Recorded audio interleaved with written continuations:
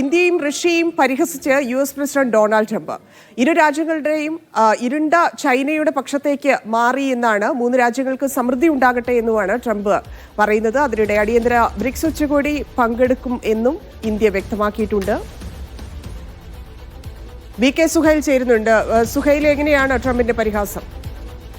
Shanghai ഉച്ചകോടിയിൽ Indian പ്രധാനമന്ത്രി Narendra Modi Russian president Vladimir പുടിനുമായും Chinese president Xi ജിൻപിങ്ങുമായും കൂടിക്കാഴ്ച നടത്തിയതിന് തൊട്ടു പിന്നാലെ പലതരത്തിലുള്ള പ്രതികരണങ്ങൾ അമേരിക്കയിൽ നിന്ന് വന്നിരുന്നെങ്കിലും ഡയറക്റ്റായി ട്രംപിൽ നിന്ന് കൃത്യമായ ഒരു പ്രതികരണം ഈ വിഷയത്തിൽ ഉണ്ടായിരുന്നില്ല.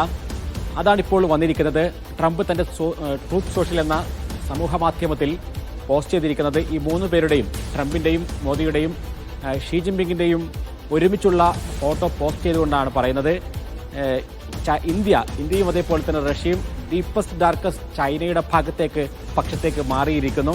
അവർക്ക് സമൃദ്ധമായ ഒരു ഭാവി ഉണ്ടാവട്ടെ എന്നാണ് പരിഹാസപൂർവ്വം ഇപ്പോൾ ട്രംപ് പറയുന്നത്.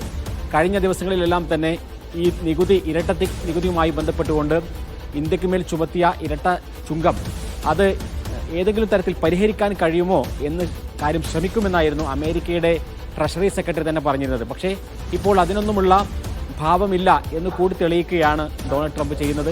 ഡയറക്റ്റായി ഈ ഒരു പരിഹാസം നടത്തുന്നതോടുകൂടി ഇന്ത്യയെ സംബന്ധിച്ചിടത്തോളം കുറച്ചുകൂടി കാര്യങ്ങൾ ഗൗരവത്തോടു കൂടി എടുക്കേണ്ട ഒരു കാര്യം വന്നിരിക്കുകയാണ്. അതിൻ്റെ ഇടയിലാണ് ഇപ്പോൾ പുതിയ ഒരു വാർത്ത വരുന്നത്. ബ്രിക്സ് ഉച്ചകോടി അടിയന്തരമായി ചേരുകയാണ്. നമുക്കറിയാം, ഇപ്പോൾ ബ്രിക്സിന്റെ അധ്യക്ഷ പദത്തിലുള്ളത് ബ്രസീലാണ് ഈ ഒരു അടിയന്തര ഉച്ചകോടി വിളിച്ചു ചേർത്തിരിക്കുന്നത്.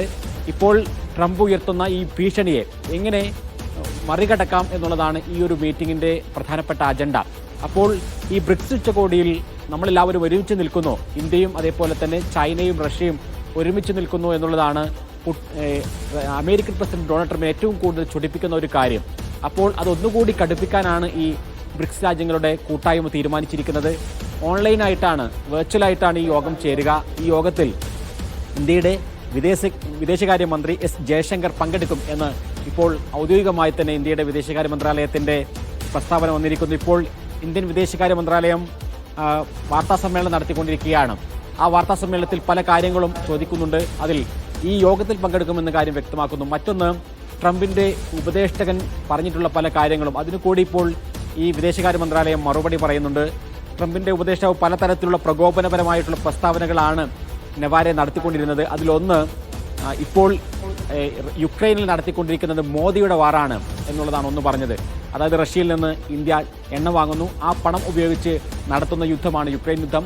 അതുകൊണ്ട് തന്നെ ഇത് മോഡിസ് വാർ, ഇത് മോഡിയുടെ യുദ്ധമാണ് എന്ന് നെവാരെ പറഞ്ഞിരുന്നു. മറ്റൊരു കാര്യം, റഷ്യയിൽ നിന്ന് എണ്ണ വാങ്ങുമ്പോൾ അതിൻ്റെ ഉപകാരം ലഭിക്കുന്നത്, അതിന് ലാഭം കൊയ്യുന്നത്, ചൂഷണം ചെയ്യുന്നത് ഇന്ത്യയിലെ ബ്രാഹ്മണരാണ് എന്നൊരു പ്രസ്താവന നടത്തിയിരുന്നു. അതിനും ആ പ്രസ്താവനകളെല്ലാം അബദ്ധമാണ് എന്ന് ഇപ്പോൾ ഇന്ത്യൻ വിദേശകാര്യ മന്ത്രാലയം പ്രസ്താവിക്കുന്നു. അതോടൊപ്പം തന്നെ കൂടുതൽ ഇന്ത്യക്ക് ചേർന്ന് നിൽക്കാൻ കഴിയുക ജനാധിപത്യ രാജ്യമായ അമേരിക്കയോടാണ്, സ്വേച്ഛാധിപത്യ രാജ്യങ്ങളായ ചൈനയോടും റഷ്യയോടുമല്ല എന്നുകൂടി നെവാരെ പറഞ്ഞിരുന്നു. അതിനെല്ലാം ഉള്ള മറുപടി ഇപ്പോൾ ഇന്ത്യൻ വിദേശകാര്യ മന്ത്രാലയം പറയുകയാണ്. അപ്പോൾ ഒന്നുകൂടി ഇന്ത്യ US ബന്ധത്തിലെ വിള്ളൽ കുറച്ചുകൂടി ശക്തമാകുന്ന കാഴ്ചയാണ് നമ്മൾ കണ്ടുകൊണ്ടിരിക്കുന്നത്.